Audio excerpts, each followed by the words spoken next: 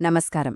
మన పరిపాలన వ్యవస్థ గురించి చాలామందికి వచ్చే ఒక కామన్ డౌట్ ఏంటంటే, అసలు పోలీసులు జిల్లా కలెక్టర్ కంట్రోల్లో ఎందుకుంటారు?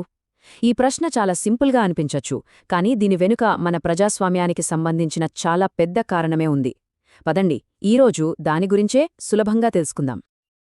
మీలో చాలామంది గమనించే ఉంటారు, ఎక్కడైనా పెద్ద అల్లర్లు జరిగినా, కర్ఫ్యూ పెట్టినా లేదా ఎన్నికల సమయంలో అయినా సరే యూనిఫామ్లో ఉన్న పెద్ద పెద్ద పోలీస్ ఆఫీసర్లకు కూడా సూట్ వేసుకున్న జిల్లా కలెక్టర్ గారు వచ్చి ఆర్డర్స్ ఇస్తుంటారు.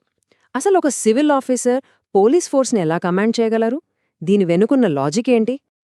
దీనికి సమాధానం ఒక్కే మాటలో చెప్పాలంటే, శాంతి భద్రతల్ని కాపాడటం అనేది కేవలం పోలీసుల డ్యూటీ మాత్రమే కాదు, అది పౌర పరిపాలన అంటే సివిల్ అడ్మినిస్ట్రేషన్ యొక్క ముఖ్యమైన బాధ్యత. జిల్లా కలెక్టర్ తన హోదాలో జిల్లా మేజిస్ట్రేట్గా కూడా వ్యవహరిస్తారు. అంటే జిల్లాలో శాంతిని కాపాడాల్సిన పూర్తి చట్టపరమైన బాధ్యత ఆయనదే అన్నమాట. అయితే ఈ సిస్టెం మనం ఈరోజు కొత్తగా కనిపెట్టింది కాదు. దీని మూలాలు మనల్ని బ్రిటిష్ వాళ్ల పరిపాలనా కాలానికి తీసుకెళ్తాయి. వాళ్లు ప్రవేశపెట్టిన ఈ పద్ధతినే మనం ఇప్పుడికీ కొనసాగిస్తున్నాం. బ్రిటిష్ వాళ్లకొక విషయం చాలా స్పష్టంగా అర్థమైంది. అపరిమితమైన అధికారం, దానికి తోడు ఆయుధాలు, ఈ రెండూ ఒకే డిపార్ట్మెంట్ చేతిలో అంటే పోలీసుల చేతిలోనే పెడితే అది చాలా ప్రమాదకరమని గ్రహించారు. ఆ అధికారం దుర్వినియోగమయ్యే ఛాన్స్ ఉంది. దాన్ని ఆపడానికే ఈ వ్యవస్థలు తీసుకొచ్చారు. వాళ్లు చాలా తెలివిగా ఒక చెక్స్ అండ్ బ్యాలెన్సెస్ సిస్టమ్ని పెట్టారు. అదేంటంటే అధికారాన్ని రెండుగా విడగొట్టారు. ఏం చెయ్యాలి అని నిర్ణయించే అధికారాన్ని కలెక్టర్ లాంటి ఒక సివిల్ ఆఫీసర్కి ఇచ్చారు. ఇక ఆ నిర్ణయాన్ని ఎలా అమలు చెయ్యాలి అనే బాధ్యతను పోలీసులకు అప్పగించారు. దీని వెనుక ఉన్న ప్రధాన లక్ష్యం ఒక్కటే: ఆయుధాలు కలిగిన దళాలపై ఎప్పుడూ ప్రజలచేత ఎన్నుకోబడిన ప్రభుత్వానికి ప్రాతినిధ్యం వహించే ఒక సివిల్ అధికారి నియంత్రణ ఉండాలి.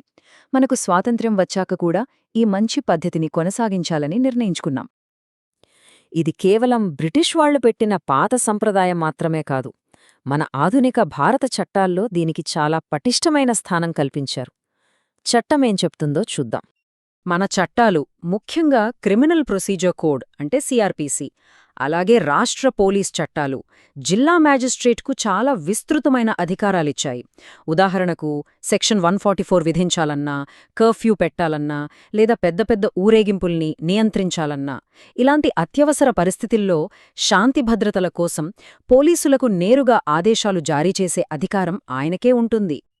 సరే, ఇప్పుడు కలెక్టర్ మరియు పోలీసుల పాత్రల మధ్య ఉన్న తేడాను ఇంకాస్త స్పష్టంగా అర్థం చేసుకుందాం. ఎవరు సరిగ్గా ఏ పని చేస్తారు? ఇది చాలా సింపుల్గా గుర్తుపెట్టుకోవచ్చు. మ్యాజిస్ట్రేట్ అంటే కలెక్టర్ ఏం చెయ్యాలి అనే నిర్ణయం తీసుకుంటారు. ఉదాహరణకు అల్లరి చేస్తున్న ఒక గుంపును చెదరగొట్టాలి అనేది ఆయన నిర్ణయం. ఇక పోలీసులు దాన్ని ఎలా చెయ్యాలి అనేది నిర్ణయిస్తారు.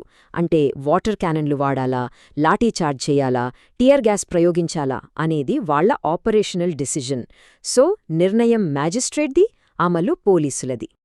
ఈ టేబుల్ చూస్తే మనకి ఇంకా క్లియర్గా అర్థమవుతుంది. చూడండి, జిల్లా కలెక్టర్ లేదా మ్యాజిస్ట్రేట్ పాత్ర ఏంటంటే అసలు సమస్య రాకుండా నివారణ చర్యలు తీసుకోవటం, ప్రజాశాంతిని కాపాడటం, వేర్వేరు ప్రభుత్వ శాఖల మధ్య కోఆర్డినేషన్ చేయటం. మరోవైపు పోలీసుల పని నేరాలను దర్యాప్తు చేయటం, అరెస్టులు చేయటం, క్రైమ్ని కంట్రోల్ చేయటం. ఇద్దరి విధులు వేరేనా, లక్ష్యం మాత్రం ఒక్కటే. అయితే ఇక్కడ ఒక చాలా ముఖ్యమైన విషయం మనం గుర్తుంచుకోవాలి. పోలీసులు ఎప్పుడూ అన్ని విషయాల్లోనూ కలెక్టర్కు లోబడి పనిచేస్తారా? సమాధానం ఖచ్చితంగా కాదు. కలెక్టర్ అధికారానికి కూడా కొన్ని స్పష్టమైన హద్దులున్నాయి. ముఖ్యంగా ఒక క్రైమ్ జరిగిన తరువాత దాని దర్యాప్తు విషయంలో పోలీసులు పూర్తిగా స్వతంత్రులు. ఎఫ్ఐఆర్ ఫైల్ చేయడం, సాక్ష్యాలు సేకరించడం, నిందితుల్ని విచారించడం, ఇలాంటి విషయాల్లో కలెక్టర్ అస్సలు జోక్యం చేసుకోలేరు, చేసుకోకూడదుగూడా. అది చట్టవిరుద్ధం. కలెక్టర్ అధికారం కేవలం శాంతిభద్రతల పరిరక్షణ వరకు మాత్రమే పరిమితం. ఇప్పుడు అసలు పాయింట్కి వద్దాం. ఈ మొత్తం వ్యవస్థ వెనుకున్న అసలు ఉద్దేశ్యం ఏంటి? ఈ బ్యాలెన్స్ మన ప్రజాస్వామ్యానికి ఎందుకంత కీలకం? ఎందుకంటే ఏ ప్రజాస్వామ్యంలోనైనా సరే ఆయుధాలు కలిగిన శక్తి ఎప్పుడూ ప్రజల ప్రతినిధి అయిన ఒక పౌర అధికారి కంట్రోల్లోనే ఉండాలి. బలప్రయోగం చేసే అధికారం ఒకే వర్గం చేతిలో ఉంటే అది పౌరుల హక్కులకు భంగం కలిగించే ప్రమాదం ఉంది. దాన్ని నివారించడానికే ఈ ఏర్పాటు. సున్నితమైన శాంతిభద్రతల సమస్యలు వచ్చినప్పుడు తుది నిర్ణయం తీసుకునే అధికారాన్ని ఒక సివిల్ అధికారికి ఎందుకిచ్చారంటే దానికి 3 కారణాలున్నాయి. 1 వారు తటస్థంగా ఉంటారు. 2 వారు నేరుగా ప్రభుత్వానికి జవాబుదారీగా ఉంటారు.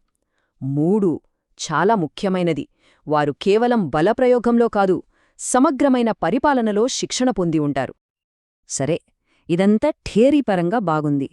కానీ నిజ జీవితంలో ప్రాక్టికల్గా ఈ కలెక్టర్ నాయకత్వం మనకు ఎప్పుడూ ఎక్కడ కనిపిస్తోంది? కొన్ని ఉదాహరణలు చూద్దాం. ఉదాహరణకు, మత ఘర్షణలు జరిగినప్పుడు, ఎన్నికలు సజావుగా జరపాల్సొచ్చినప్పుడు, కర్ఫ్యూ విధించినప్పుడు, వరదలు లాంటి విపత్తులు సంభవించినప్పుడు, లేదా చాలా పెద్ద ఎత్తున నిరసనలు జరిగినప్పుడు వెంటనే కలెక్టర్ రంగంలోకి దిగుతారు. ఎందుకంటే ఇలాంటి సమయాల్లో కేవలం పోలీసులే కాదు, రెవెన్యూ, మెడికల్, ట్రాన్స్పోర్ట్ ఇలా ఎన్నో డిపార్ట్మెంట్లు కలిసి పనిచేయాలి. వీటన్నింటినీ సమన్వయం చేస్తూ సరైన నాయకత్వం అందించేది కలెక్టరే. కాబట్టి ఈ మొత్తం విశ్లేషణ నుండి మనం గుర్తుంచుకోవాల్సిన ముఖ్యమైన సారాంశం ఒక్కటే: పోలీసులు చట్టాన్ని అమలు చేస్తారు, కలెక్టర్ ప్రజాశాంతిని కాపాడుతారు. ఈ 2 పాత్రల మధ్య ఉన్న బ్యాలెన్సే మన వ్యవస్థకు అసలైన బలం. ఈ వ్యవస్థ మన దేశంలో ప్రజాస్వామ్యాన్ని, జవాబుదారీతనాన్ని నిలబెడుతోందనడంలో ఎలాంటి సందేహం లేదు. అయినప్పటికీ ఒక చర్చ ఎప్పుడూ నడుస్తూనే ఉంటుంది. శాంతిభద్రతల విషయంలో పోలీసులకు ఇంకాస్త ఆపరేషనల్ ఫ్రీడమ్ ఇవ్వాలా, లేదా ప్రస్తుతమున్న ఈ సమతుల్యతే మన దేశానికి సరైనదా? ఇది ఆలోచించాల్సిన విషయమే కదా.